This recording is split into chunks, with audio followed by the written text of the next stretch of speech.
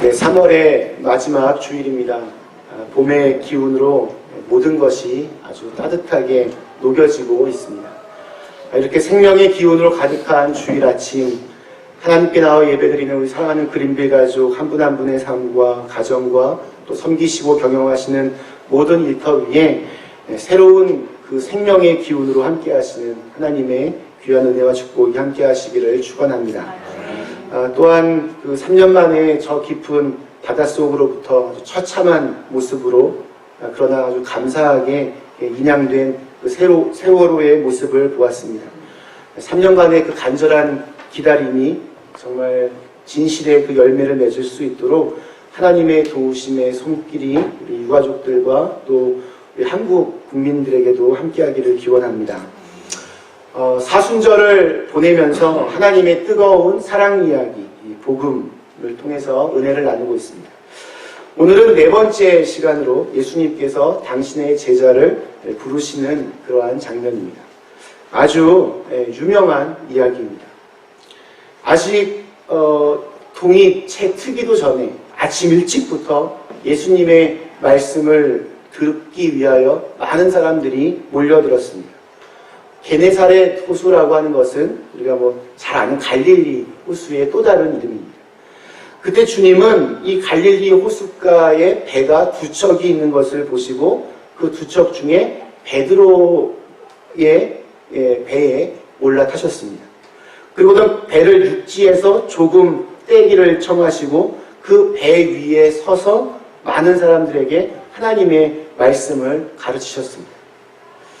자, 이때 베드로의 배였으니까 그때 베드로는 어디에 있었을까요? 예수님이 그 배에 올라타시기 전부터 그는 그물을 씻고 있었고 아마 예수님의 말씀을 들으면서 밤새도록 그냥 그물질했는데 그냥 허탕을 쳤던 그 자신의 빈 그물을 아마 열심히 씻고 있었을 것입니다. 그런데 말씀을 마치신 예수님은 베드로에게 이렇게 말씀을 하십니다. 아마 고맙다는 인사로 보답하는 그런 마음으로 말하셨을 것입니다. 깊은 데로 가서 그물을 내려 거기서 고기를 잡아보시오. 베드로는 주님의 말씀에 어떤 거부할 수 없는 힘을 느꼈던 것 같습니다. 그래서 이렇게 좀 돌려서 고백을 합니다. 선생님, 우리가 이미 밤이 새도록 수고했지만 잡은 것이 아무것도 없습니다. 그러나 제가 선생님 말씀에 순종하여 제가 그물을 한번 내려보겠습니다. 그리고 말씀대로 했더니 물고기가 너무 많이 잡혀서 그물이 찢어질 정도로 이렇게 되었다라고 성경은 기록하고 있습니다.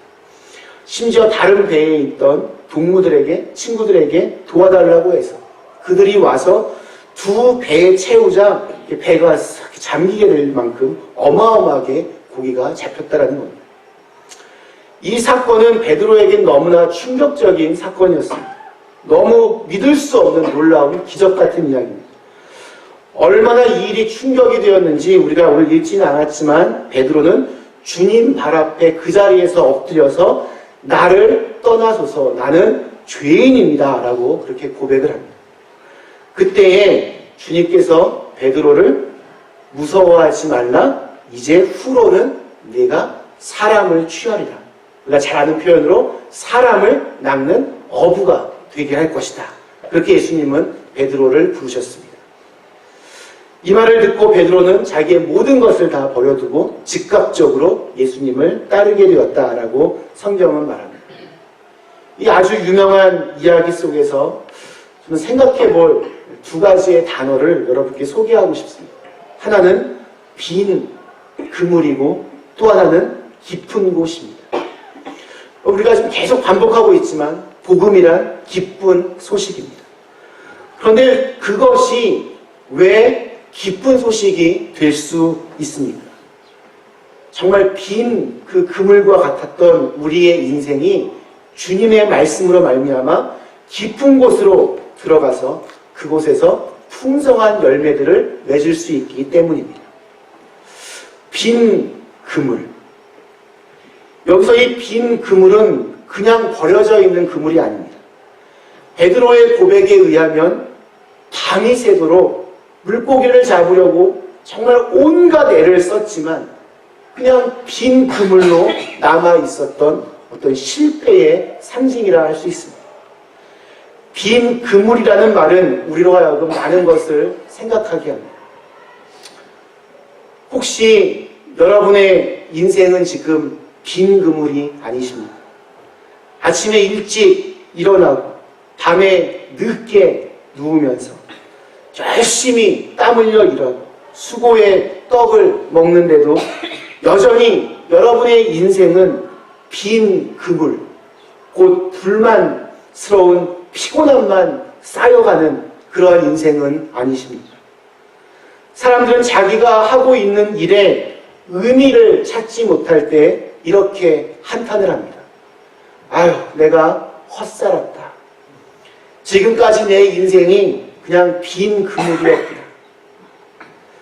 우리 인생 보면 정말 그런 것 같습니다. 보면 모든 청춘을 다 바쳐서 자식들 잘게 키워놨더니 커서는 부모가 얼마나 자기 때문에 고생한 줄도 모르고 그냥 자기들 힘으로 큰 줄을 압니다. 그때 또 자식이 한번 사고라도 치면 우리는 이렇게 말합니다. 자식 농사 헛했구나. 사업을 하다가 아주 큰 어려움을 만날 수도 있고 건강하던 몸이 갑자기 병이 들 수도 있습니다. 우리의 인생은 이렇게 정말 빈 그물일 때가 너무나 많이 있습니다. 신앙생활에서도 이와 비슷한 경험을 하기도 합니다. 정말 은혜를 사모하여 주일 예배에 참석했는데 돌아갈 때 보니까 여전히 내 마음에 빈 그물입니다. 마음에 충만함이 없습니다. 주님을 위해서 열심히 교회에서 봉사를 합니다. 그런데 역시 빈 그물인 것 같습니다. 누군가가 그냥 아무 생각 없이 의미 없이 툭 던지는 한마디에 상처를 받고 에휴 괜한 고생했다, 헛고생했다 그렇게 생각합니다. 이런 일들이 자꾸 반복이 되면 교회에 대한 기대감도 사라지고 늘 그렇지 뭐 오늘도 뭐 그냥 그렇겠지 아무런 기대감 없이 교회에 오고 예배에 출석하고 그렇게 하루하루의 삶을 살아가게 됩니다. 사랑하는 그림의 가족 여러분, 그러나 어부였던 베드로에게 있어서 이 빈 그물은 정말 큰 실패를 의미하지만 그것이 오히려 주님을 만날 수 있었던 기회가 되었음을 여러분 꼭 기억하실 수 있기를 바랍니다. 주님은 그날 하필이면 빈 그물을 싣고 있던 베드로를 찾아오셨습니다. 그리고 그의 인생을 바꾸어 오셨습니다. 60년대, 70년대 희곡 작가로 또 배우로 방송인으로 또 수필 작가로 알려진 오해령이라고 하는 분이 있습니다. 오해령. 이분이 미션스쿨을 다녔지만 자신이 정말 잘 나갈 때는 자기의 인생을 정말 거칠 것이 없었다라고 그렇게 생각했다라고 합니다. 그리고 이 종교라고 하는 것은 마음이 약한 사람들이 그냥 신을 그냥 의지하며 그냥 마음의 위안을 삼는 것이라고 생각했고 자신은 그 누구의 도움도 없이 그냥 그물만 던지면 가득 고기를 잡을 수 있다는 자신감으로 그렇게 살아갔습니다. 그러다 갑자기 30대 꽃다운 나이에 위암과 임파선암이라고 하는 진단을 받고 3개월 시한부 인생을 살게 되었습니다. 날마다 죽음을 기다리는 사람이 된 것입니다. 매일 달력의 숫자에 빨간 볼펜으로 빗금을 쳐가면서 죽는 날이 다가오는 것을 지켜보고 있었습니다. 원래 3개월 시한부였는데 3개월이 조금 지난 어느 날 물만 먹어도 그걸 다 토하고 그리고 혈변을 이렇게 보는 고통이 계속 되었습니다. 그 고통의 시간을 보낼 때 어떤 사람이 희망을 버리지 말라라는 메모와 함께 백합 50송이를 이렇게 보내왔습니다. 꽃이 너무 예쁘고 그래서 반 시간 가까이 꽃에 자기의 그 얼굴을 파묻고 가만히 있었습니다. 그런데 백합 향기가 사람에게 때로는 굉장히 치명적이어서 그 향기에 취해서 정신을 잃을 수도 있다고 합니다. 아니나 다를까 갑자기 정신이 몽롱해지기 시작했습니다. 근데 정신이 그냥 몽롱해진 것이 아니라 그때 누군가가 자신의 목덜미를 아주 강하게 낚아채는 손길을 느꼈습니다. 그 순간 그는 정신없이 이 방바닥에 그냥 나동그라졌습니다. 직감적으로 이게 바로 살아계신 그 예수라는 그 분이 나를 지금 찾아온 거구나, 그것들을 느끼게 되었습니다. 자기 인생의 그 그물이 텅 비었을 때 바로 그때의 그 죽음과 절망의 그 현장에 주님께서 찾아오신 겁니다. 그래서 그는 반사적으로 이렇게 외쳤다고 합니다. 당신은 대체 누구십니까? 왜 죽음의 한 복판에까지 나를 따라오셨습니까? 그런데 그 말을 내뱉고 나자 그동안 주님을 정말 나몰라라 하면서 자기 마음대로 살았던 자신의 죄에 대한 두려움이 엄습하기 시작했습니다. 어디서부터 회개를 해야 할지 모르니까 눈물만 쏟아졌습니다. 며칠 동안 화선지에다가 붓글씨로 자기의 죄를 쓰면서 회개하기 시작했습니다. 수십 개의 양초가 다 녹아내릴 때까지 회개하고 또 회개했습니다. 그렇게 회개하기를 한 반년 가까이 하던 어느 날, 그날도 자기 혼자 기도하며 찬송을 하며 혼자 예배를 드리고 있는데 온 몸이 갑자기 추워지기 시작했습니다. 이제 죽는 시간이 왔구나. 죽음을 예감했습니다. 그런데 놀라운 일이 일어났습니다. 너무 추워서 이렇게 이불깃을 이렇게 잡아당기는데 그 겨드랑이에 잡혔던 그 예전에 만지기만 해도 잡혀있던 그 임파선 암덩어리가 만져지지 않는 것이었습니다. 어깨에 나있던 작은 멍울도 사라져버렸고 복수로 차올랐던 배도 완전히 꺼졌습니다. 그는 살아계신 주님께서 나를 지금 두 번째로 다시 찾아오셨구나 알게 되었습니다. 그때부터 그는 완전히 새로운 인생을 살기 시작했습니다. 지금은 경기도 어느 조그마한 마을에서 평화의 집이라고 하는 것을 운영하면서 버림받은 노인들을 직접 돌보는 일을 하고 있습니다. 그가 쓴 시 가운데 이런 구절이 있습니다. 당신 없는 생의 호수에 그물을 던지고 물고기가 잡히기를 바랐던 지난 날들은 죽은 시간이었습니다. 오 주님, 이제 당신께서 그물을 채워주소서. 그러면 저는 비로소 살 것입니다.